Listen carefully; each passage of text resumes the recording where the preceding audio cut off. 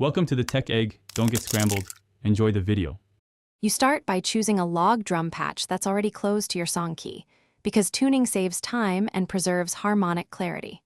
Once selected, place it in the grid at the main groove, play single downbeats to hear attack versus body. Then, set tempo to 112-115 BPM and insert a short reverb plus a subtle delay at 20-30% wet.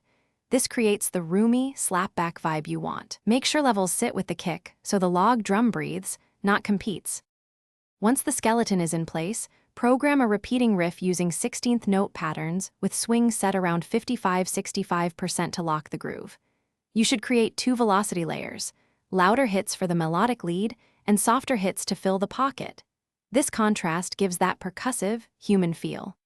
Also add subtle pitch slides or micro-tuning to a few notes, because slight pitch motion makes the log drum sing. Make sure to chop or humanize timing slightly, and check how it sits with the bass line. You now refine mix and arrangement. Automate filter cutoff and delay sends to create movement across verses and drops. Next, high-pass the log drum under 120 Hz and sidechain a mild ducking to the kick so the low end stays clean and punchy. For arrangement, vary riff length between 2 and 8 bars to build tension and release. If things go wrong and the log drum becomes muddy, reduce reverb decay or tighten delay to a 1/16 synced setting. This fixes clutter without losing space. Thanks for watching. Consider subscribing if I helped unscramble your problems.